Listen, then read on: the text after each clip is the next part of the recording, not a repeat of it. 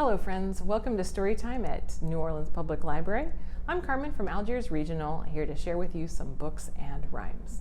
Today we're going to hear a story all about a magical cooking pot.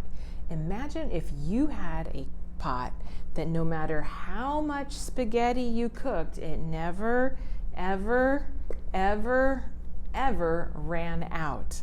That would be amazing. Before we hear our story today, let's go ahead and sing our welcome song, and it goes like this. Put up your hands and help me out. We clap and sing hello, we clap and sing hello, with all our friends at Storytime, we clap and sing hello. Let's get ready to cook up a good story. We're gonna stir it up. Let's stir and sing hello, let's stir and sing hello, with all our friends at Storytime, let's stir and sing hello. Our story today is Strega Nona by Tomie dePaola, read today with permission from Simon and Schuster.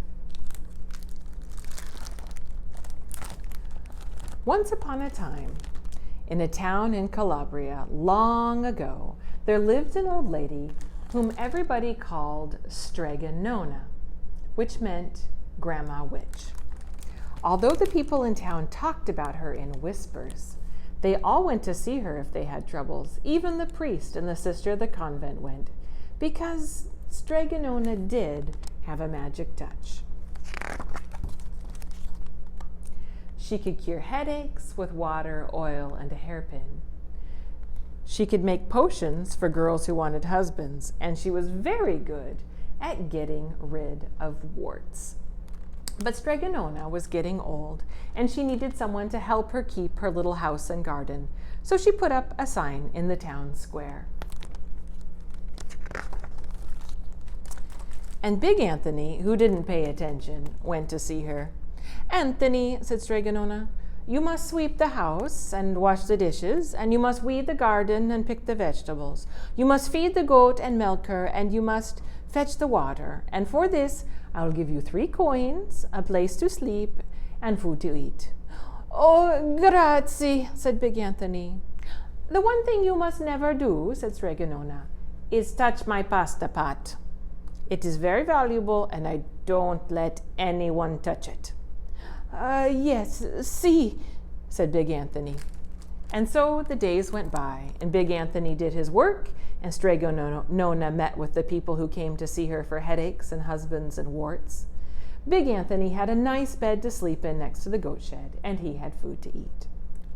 One evening, while Big Anthony was milking the goat, he heard Strega Nona singing. Peeking in the window, he saw Strega Nona standing over the pasta pot.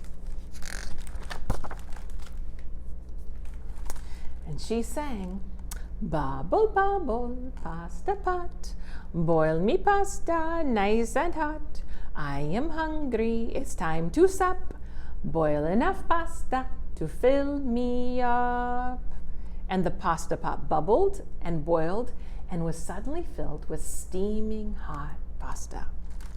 And then Strega Nona sang, "Enough, enough, pasta pot. I have my pasta nice and hot. So simmer down my pot of clay until I'm hungry another day." "Oh, how wonderful," said Big Anthony. "That's a magic pot for sure." And Strega Nona called Big Anthony in for supper.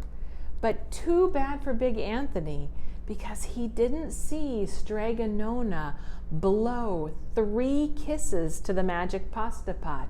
Mwah, mwah, mwah. It's very important.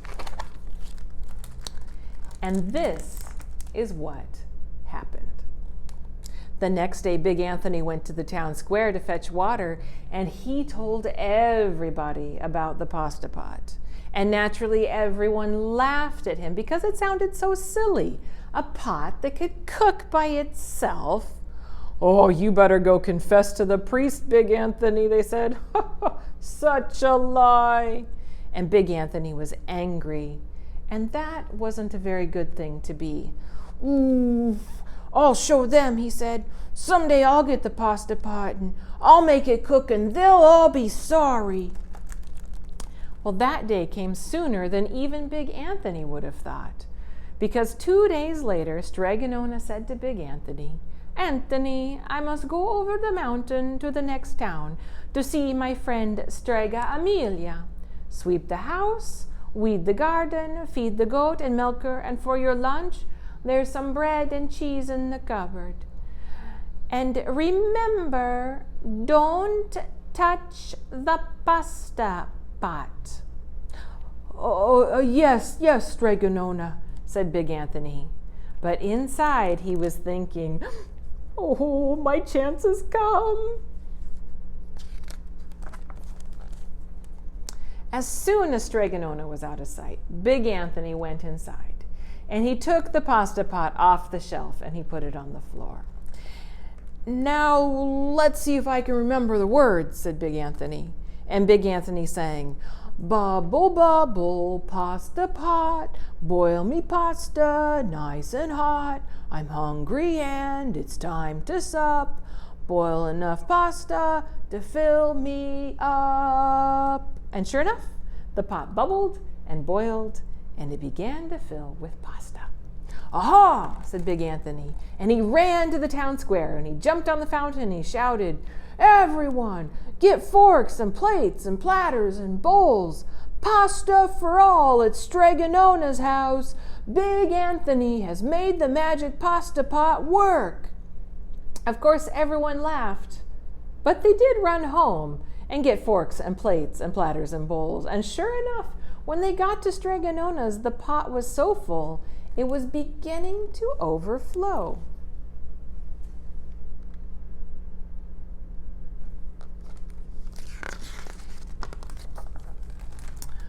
Oh, Big Anthony was a hero. He scooped pasta and he filled the plates and the platters and the bowls, and there was more than enough for all the townspeople, including the priest and the sisters from the convent.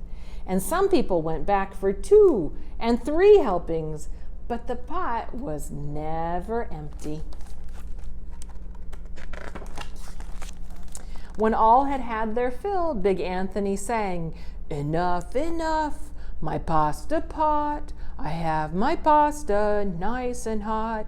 So simmer down, my pot of clay, until I'm hungry another day."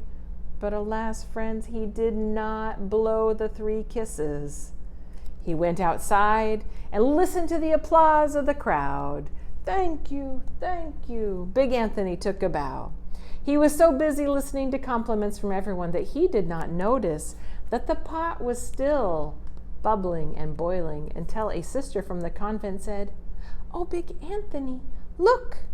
And the pasta was pouring out of the pot all over the floor of Strega Nona's house, and it was coming out the door. Big Anthony rushed in and he shouted the magic words again, but the pasta pot kept bubbling.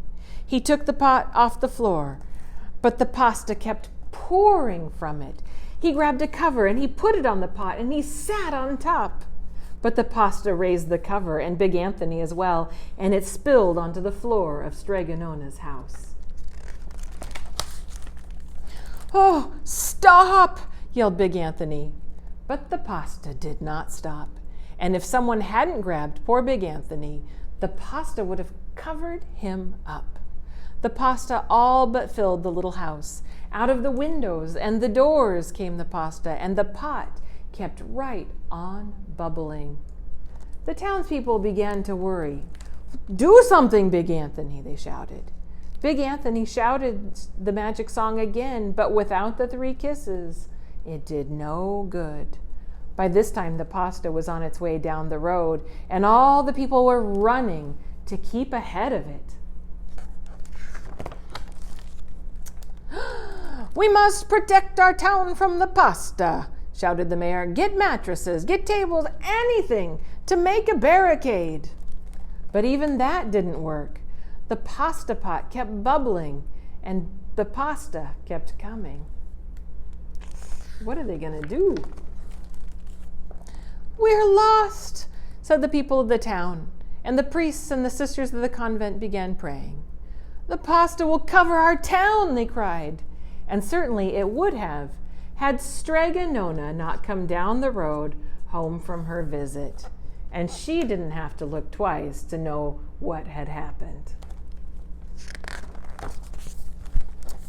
She sang the magic song, and she blew the 3 kisses, and with a sputter the pot stopped boiling, and the pasta came to a halt.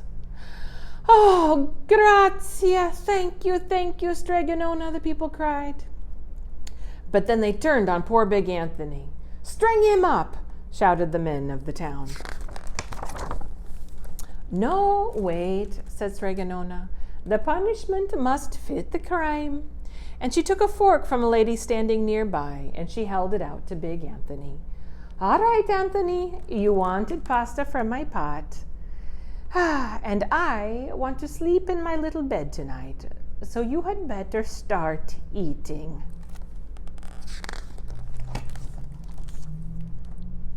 And he did. Poor Big Anthony. If you enjoyed hearing the story of Strega Nona, here are 2 other stories that you might enjoy. The Magic Porridge Pot, an old folktale retold by Paul Galdone about another magical pot that keeps making food and will not stop until the magic words are remembered. And Kiss the Cow by Phyllis Root, because sometimes it's not just the words, but the kisses are also an important part of making the magic work. Have you ever wondered how pasta gets made? How do noodles come in so many different kinds of shapes? Well, you can visit Canopy Kids, it's free with a New Orleans Public Library card, and search for pasta. And you'll find an episode of the kids show Making Stuff, which is all about, you guessed it, how pasta gets made. We're going to sing a song with a magic pot in it, and this is a magic pot that can turn fruit into colors. And you can help me out by making a big pot with your arms, and when we stir it, you can stir it up too. It goes like this. First, we'll take some grapes and we'll put them in the pot, and we'll stir them and we'll stir them and we'll stir them a lot. Pour them out now, and what could it be?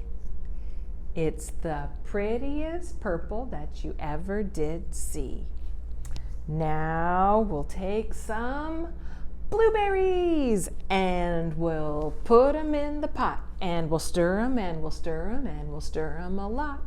Pour it out now, and what could it be? It's the prettiest blue that you ever did see. Next, we'll take a pear and we'll put it in the pot, and we'll stir it and we'll stir it and we'll stir it a lot. Pour it out now, and what could it be? It's the prettiest green that you ever did see. Next, we'll take this one's very sour, lemon, and we'll put it in the pot, and we'll stir it and we'll stir it and we'll stir it a lot. Pour it out now, and what could it be? It's the prettiest yellow that you ever did see. Next, we'll take an orange and we'll put it in the pot, and we'll stir it and we'll stir it and we'll stir it a lot. Pour it out now, and what could it be? It's the prettiest orange that you ever did see. Now we'll take a strawberry and we'll put it in the pot, and we'll stir it and we'll stir it and we'll stir it a lot. Pour it out now, and what could it be? It's the prettiest red that you ever did see. And would you look at that, friends? What did we make? That's right, we made a beautiful rainbow. If you're looking for a fun way to extend this story, making macaroni necklaces is an excellent way to work your child's fine motor skills to get them ready for writing later. All you need is some sort of tubular pasta like macaroni or penne. And if you want to make it fun colors, it's easy to dye macaroni with a Ziploc bag, a couple tablespoons of rubbing alcohol, and about 10 to 15 drops of food coloring. Just put the pasta and the alcohol and food coloring in a bag, shake it and leave it for about 10 minutes, then spread it out on a paper towel on a baking sheet, leave it till it's dry, and then let your child string it onto some string for a great fine motor workout. Well, it is time to say goodbye to our friends. Yes, it's time to say goodbye to our friends. It is time to say goodbye. Nod your head, wink your eye. Yes, it's time to say goodbye to our friends. Goodbye. See you soon. Thank you so much for joining us today for Storytime. Remember, you can find more Storytimes and programs at NOLALibrary.org. Bye.